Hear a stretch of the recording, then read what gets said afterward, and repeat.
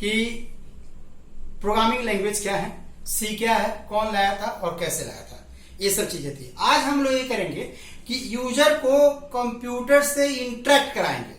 यानी एक यूजर कुछ भी कहना चाहता है, कंप्यूटर को कहना चाहता है, तो कंप्यूटर से कैसे कहेगा वो, और कंप्यूटर यूजर से कहना चाहता है तो कैसे कहेगा। इसका एग्जांपल लेते हैं। सपोज करिए कि ये हम लोग यूजर बनाया, ये यूजर है और ये हमारा कंप्यूटर है, ठीक है। अब क्या है, यूजर और कंप्यूटर कैसे बात करें, कहना क्या चाह रहा हूं पहले समझते हैं। यूजर जो होता है उससे या तो हिंदी आती है, इंडियन टेंडेंसी में बात करूं तो, या उसे इंग्लिश आती है, ठीक है। अब जो अगर कंप्यूटर की बात करें तो कंप्यूटर जो होता है उसे या तो हम लोग जो जनरल भाषा में बोलते हैं 0-1 आता है। अब 0-1 को टेक्निकल लैंग्वेज बोलते हैं कि उसे बाइनरी लैंग्वेज आता है, बाइनरी लैंग्वेज आता है। अब क्वेश्चन समझते हैं। सपोज करिए एक बंदा जो है हिंदी बोलता है, एक बंदा 0-1 बोलता है, दोनों कैसे बात करेंगे? नहीं बात कर पाएंगे। क्यों नहीं बात कर पाएंगे? क्योंकि दोनों का गैप है। जैसे ये बोला हाय कैसे हैं आप, तो वो तो 0-1 समझता है। अब ये हाय बोला, वो कैसे समझेगा हाय क्या होता है? अब वो जो 0-1 में बोला 0-1 तो ये क्या समझेगा? कुछ नहीं समझेगा। अब इन दोनों को बात कराना, ये हमारा चैलेंज है। और कैसे बात करेंगे, ये भी एक चैलेंज है। अब इसी को रिजॉल्व करते हैं। तो थोड़ा सा इससे अलग हट के हम बात करते हैं। सपोज करिए एक अंग्रेज और एक इंडियन दोनों आपस में बात करना चाहते हैं। अंग्रेज को क्या आता है बताइए? इंग्लिश आती है। इंडियन को क्या आती है? हिंदी आती है, ठीक है। अब एक अंग्रेज बोलता है हाय हाउ आर यू, तो जो इंडियन होगा वो कैसे समझेगा उस चीज को? कैसे समझेगा? क्योंकि उससे तो इंग्लिश आती ही नहीं है इंडियन को। तो इंडियन जो इंग्लिश वाला बंदा है, जो अंग्रेज है, उसकी बात नहीं समझ पा रहा है। जो इंडियन बोलता है तो अंग्रेज नहीं समझ पा रहा है। इस प्रॉब्लम को सॉल्व करना है। आप बताइए एक अंग्रेज है एक इंडियन है, वो दोनों को सॉल्व करने के लिए क्या करेंगे? क्या करेंगे? सोचिए। तो हाँ एग्जैक्टली हम क्या करेंगे, एक बीच में एक ऐसे बंदे को लाएंगे, एक ऐसे पर्सन को लाएंगे जो दोनों लैंग्वेज को जानता होगा। अब वो क्या करेगा? उसकी बात सुनेगा, इसको समझा देगा, इसको समझेगा, सुनेगा, उसको समझा देगा। यानी जो बीच में होता है उसको हम क्या बोलते हैं? उसे हम लोग बोलते हैं ट्रांसलेटर। उसे हम लोग बोलते हैं ट्रांसलेटर। अब ट्रांसलेटर क्या होता है कि जो एक फॉर्म को दूसरे फॉर्म में कन्वर्ट करता है, एक लैंग्वेज को दूसरे लैंग्वेज में कन्वर्ट करता है, एक सोर्स से दूसरे सोर्स में ले जाता है। जैसे आप देखिए, अब ये कुछ भी बोले ये सुनेगा, उसको कन्वर्ट किया, इसकी भाषा में बता दिया। अब ये कुछ भी बोले उसको सुनेगा, और ये कुछ भी उसको कन्वर्ट करके इसको समझा दिया। आप सुनिए, ये तो हम लोग लेमन लैंग्वेज बोले हैं। लेमन लैंग्वेज मतलब जो हम और आप समझते हैं। लेकिन जो हमारे सिलेबस में डिफाइंड वर्ड है वो क्या कहते हैं इनको? तो देखिए, इसको जो बोला जाता है उसको हम लोग नॉमिनेट करते हैं डेटा टाइप से। यहां लिख रहा हूं डेटा टाइप से। इसको हम लोग क्या बोलते हैं? Data type. और इसको जो हम लोग बोलते हैं, जो बाइनरी लैंग्वेज और फलाने ढिम का बोल रहे थे, वो क्या होता है? उसको हम लोग बोलते हैं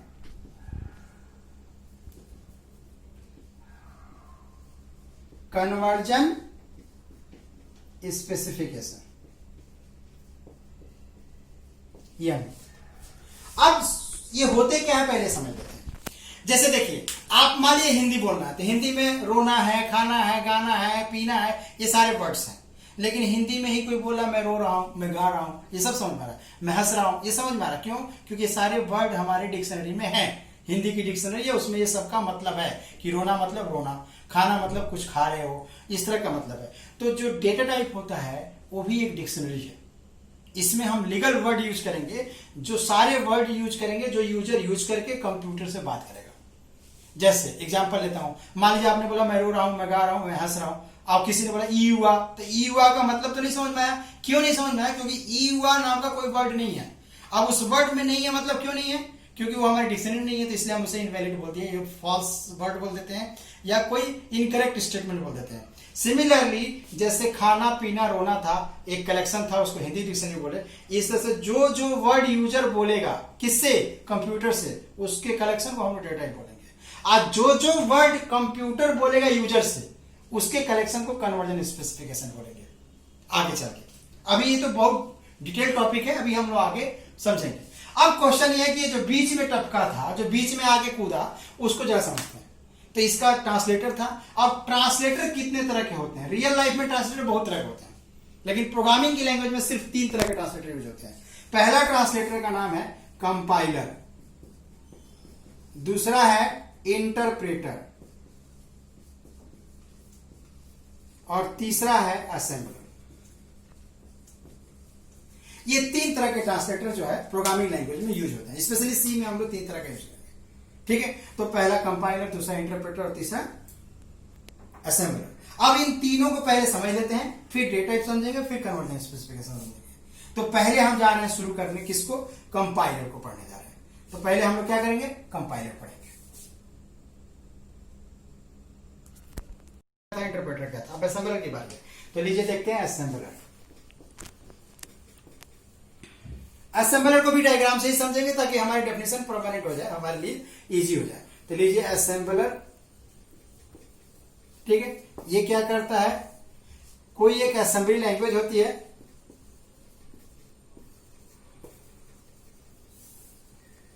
असेंबली लैंग्वेज को मशीन लेवल लैंग्वेज में कन्वर्ट करता है।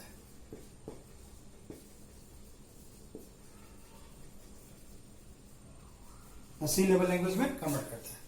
अब क्वेश्चन ये है इसकी डेफिनेशन बनाने की, तो क्या बन के आएगा? Assembler is a translator. उसी तरह से जैसे अभी हम लोग पीछे डेफिनेशन बनाया है, assembler is a translator,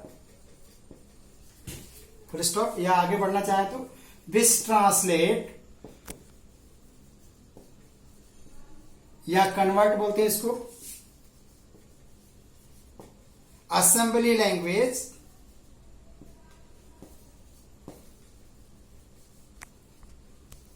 into machine level language, into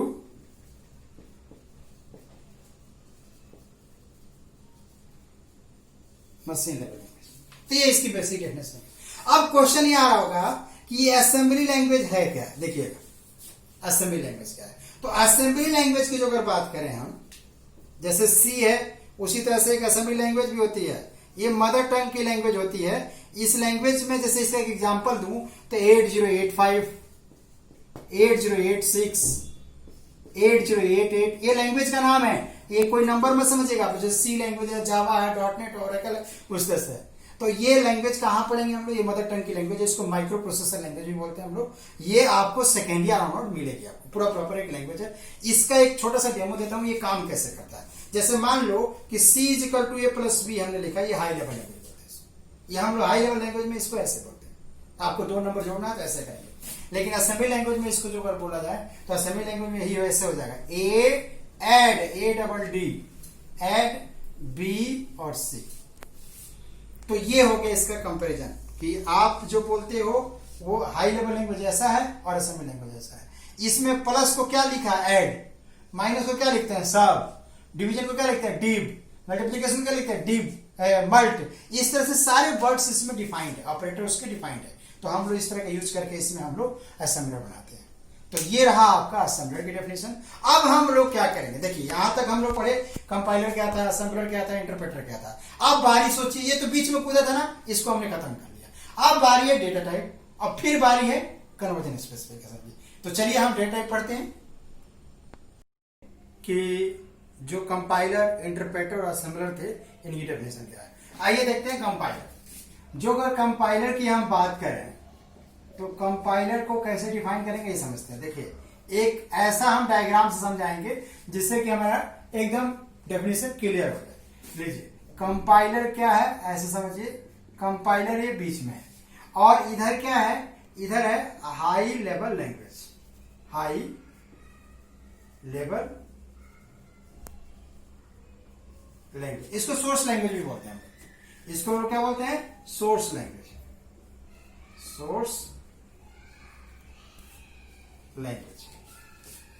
तो अब क्या हो रहा है? कंपाइलर को देखें कि हाई लेवल लैंग्वेज या सोर्स लैंग्वेज से कुछ करने जा रहा है। क्या करने जा रहा है ये देखेंगे। ये machine level language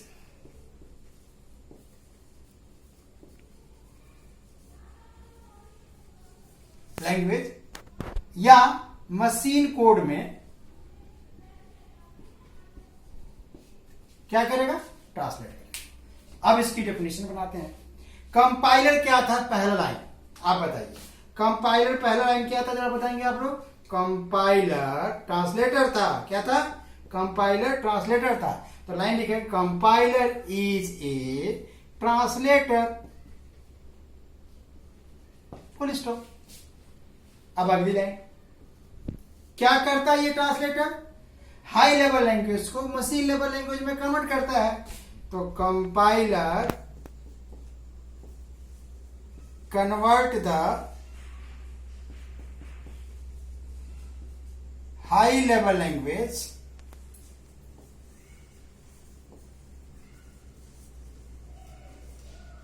into machine level language.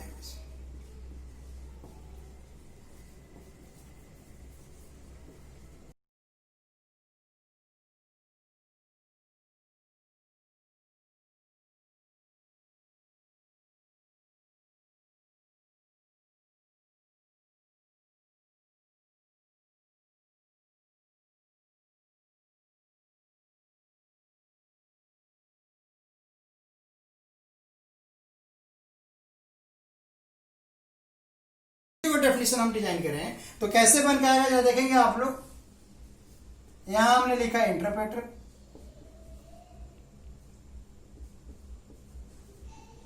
Interpreter ये क्या करता है, हाई लेवल लैंग्वेज, जो हमने HLL इसको शॉर्टकट में बोल देते हैं, इसको हम लोग शॉर्टकट में क्या बोलेंगे, HLL, इसको हम लोग क्या बोलेंगे, MLL, मशीन लेवल लैंग्वेज को। तो हम यहां पे शॉर्टकट में लिखना चाह रहे हैं, तो देखिए क्या करेंगे, इंटरप्रेटर, इधर क्या हुआ HLL और इधर क्या हुआ MLL। समझने की बात करते हैं, देखिए। तो इंटरप्रेटर क्या करेगा, हाई लेवल लैंग्वेज को किस में कन्वर्ट करेगा, मशीन लेवल लैंग्वेज में। अब इसकी डेफिनेशन बनाते हैं। इसका पहला डेफिनेशन क्या बन के आया, इट इज ए, यानी interpreter, interpreter is a translator, लीजिए ट्रांसलेटर, ठीक है। दूसरा ये क्या करता है,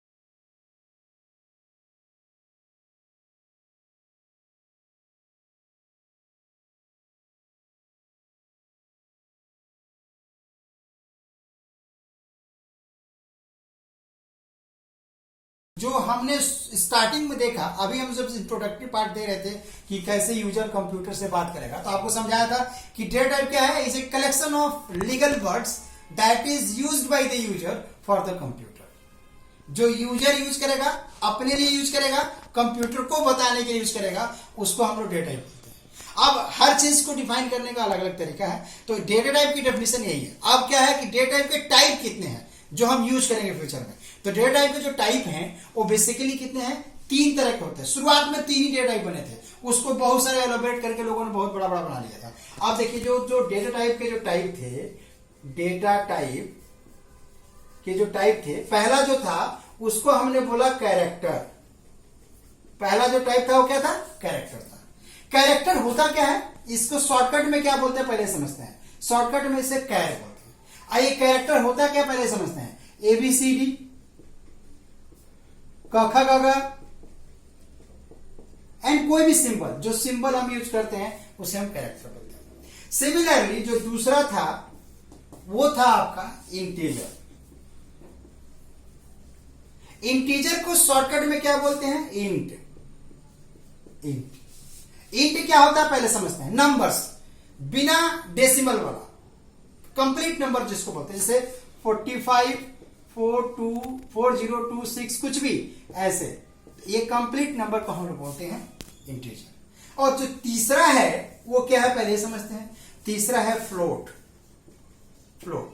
फ्लोट क्या होता है, इसमें आपको कंप्लीट नंबर लिखना है, इसमें डेसिमल वाला नंबर लिखना है। कंप्लीट नहीं लिख सकते हैं, जो अगर आप लिख दिए तो डेसिमल लगा देगा अपने आप। तो इसका शॉर्टकट नेम फ्लोट ही है, क्योंकि इसको तोड़ नहीं सकते आप, वो बड़े बड़े वर्ड थे इसलिए टूट गया था। अब यहां देखिए फ्लोट का जो बात करेंगे कि इसको में क्या यूज होता है, तो 45.3, 4026.36 कुछ भी लाइक दैट डेसिमल। ये डेसिमल यूज करता है, ये नंबर यूज करता है, ये अल्फाबेट यूज करता है। यानी ये कैरेक्टर जो होता है कोई सिंबल यूज करेगा। इंटीजर में हम लोग कंप्लीट नंबर यूज करते हैं। फ्लोट में हम लोग क्या यूज करते हैं, पार्शियल नंबर यूज करते हैं। ठीक है, अब बात करते हैं जब ये डेटा है या डेटा टाइप है तो ये जगह जरूर लेंगे कंप्यूटर में। अब कंप्यूटर का खेल होती है मेमोरी से शुरू। तो जो ये कैरेक्टर है ये कितना स्पेस लेगा कंप्यूटर में जाएगा तो 1 बाइट लेगा, 1 बाइट लेगा। और ये इंटीजर है, ये जब अंदर जाएगा तो कितना लेगा, 2 बाइट लेगा। और ये कितना लेगा, 4 बाइट लेगा, 4 बाइट लेगा। अब समझते हैं इनकी बात। तो देखिएगा, जैसे नहीं कहते हैं कि हमें 2 किलोग्राम चाहिए, हमें 3 किलोग्राम चाहिए, हम 3 मीटर में बैठेंगे, हम 6 मीटर में बैठेंगे, मेरा 4x6 का घर होना चाहिए। तो ये क्या है, स्पेस है ना। उस तरह से इनके भी जब अंदर जाएंगे कंप्यूटर के अंदर में, तो मेमोरी इनके लिए कितनी बन के आएगी, कितनी इनकी रिक्वायरमेंट होगी, ये इनकी साइज है। अब बात करते हैं कि जो अगर हम बात करें बाइनरी नंबर सिस्टम की, तो 1 बाइट बराबर क्या होता है, 8 बिट होता है। 8 बिट होता है, ये फॉर्मूला है। ये भी सेकेंड ईयर में DLD, डिजिटल लॉजिक डिजाइन नाम का एक सब्जेक्ट है, उसमें पूरा डिटेल मिलेगा। 1 बाइट बराबर 8 बिट होता है। तो देखिएगा, जो अगर 2 बाइट की बात करूं तो ये कितने बाइट का हो जाएगा बताइए, 16 बिट का हो जाएगा। और जो अगर 4 बाइट की बात करूं तो ये कितना हो जाएगा बताइए, 32 बिट का हो जाएगा। अब क्वेश्चन ये है कि इनके रेंज भी निकालने होते हैं, इन सभी के रेंज निकालने होते हैं। सपोज करिए कैरेक्टर का जो अगर हमें रेंज निकालना है तो कैसे निकालेंगे, जो बीट है वो 2 पे पावर चढ़ जाता है। बाइनरी है इसलिए 2 पे पावर चढ़ाते हैं, यानी 2 पे 8, 2 पे 8। तो 2 पे 8 क्या हो जाएगा बताइए, 256 हो जाएगा। अब इसका डिवाइड कर देते हैं, क्योंकि 0 1 यानी 256 कॉम्बिनेशन यूज होंगे, उसमें 0 भी होगा 1 भी होगा। तो हम लोग ऐसा मानते हैं कि हाफ कर देंगे तो आधा 0 हो जाएगा, आधा 1 हो जाएगा। तो इसका कॉम्बिनेशन बन जाएगा 128। क्लियर है। अब जो अगर बात करें कि इसका रेंज क्या बन जाएगा, तो -128 से लेके 127 तक आएगा। टोटल 256 होगा, देख लीजिए। -128 से लेके बीच में 0 आएगा, 127 तक 256 होगा टोटल। इसी तरह से जो अगर हम इंटीजर की बात करें, तो इंटीजर का क्या होगा देखिएगा, 2 पे 32, ये क्या हो जाएगा 65536, ये हमारा कैलकुलेशन आ जाएगा। ये टोटल 0 1 है, इनको डिवाइड कर दोगे तो आपका बन जाएगा 32768।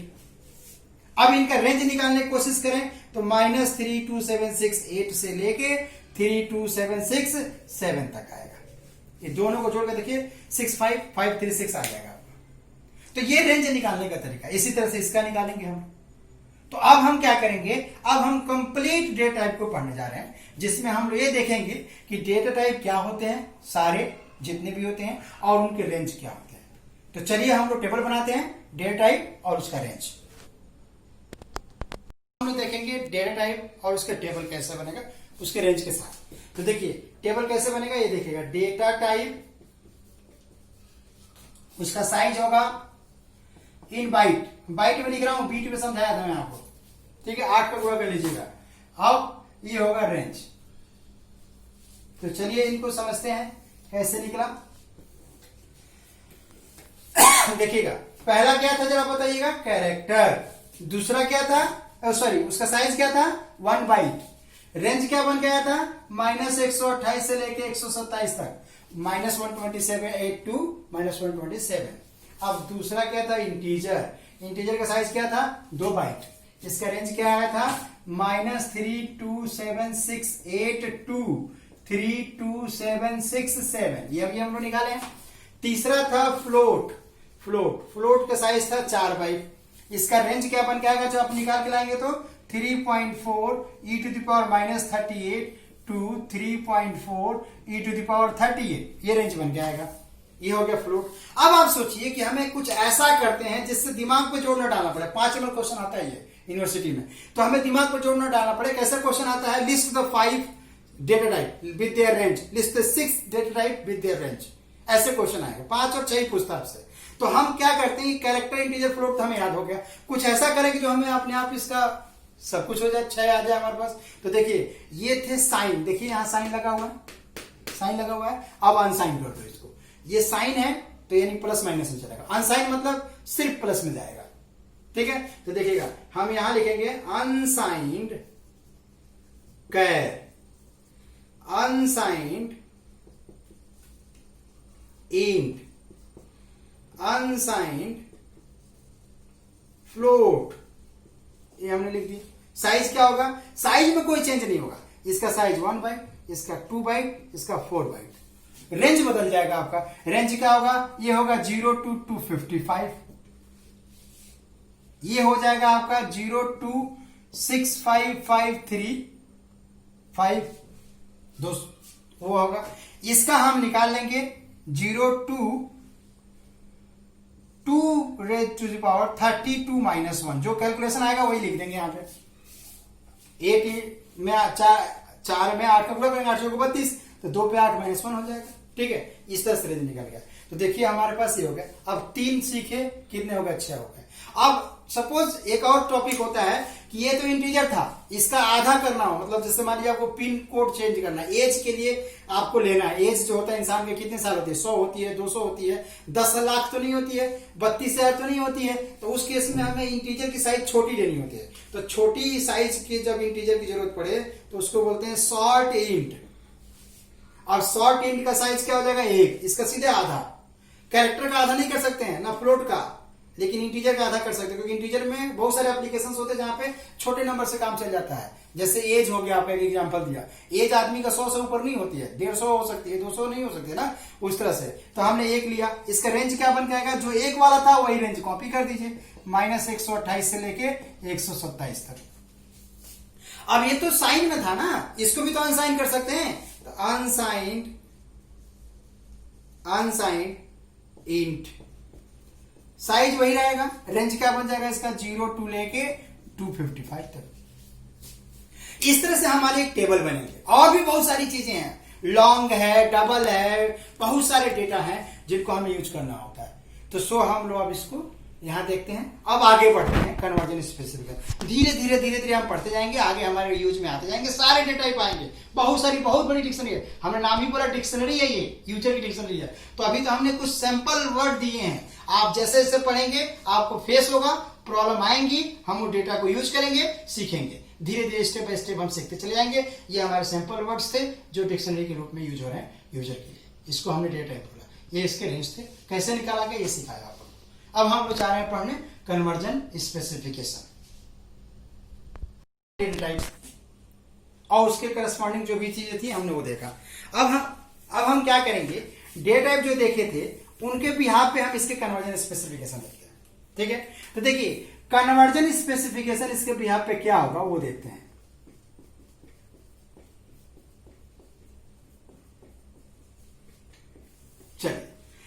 कैरेक्टर है, तो कंप्यूटर में क्या करता है, फर्स्ट अल्फाबेट लेता है, इसका ध्यान रखेंगे, फर्स्ट अल्फाबेट लेगा, ठीक है, और परसेंटेज साइन के साथ लेगा, परसेंटेज सी स्मॉल लेटर में।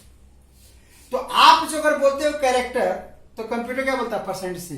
जैसे सपोज करो आपने बोला पानी, तो कंप्यूटर क्या बोलेगा, वाटर। ये दोनों पानी और वाटर एक ही चीज है ना, बोलने का तरीका अलग है।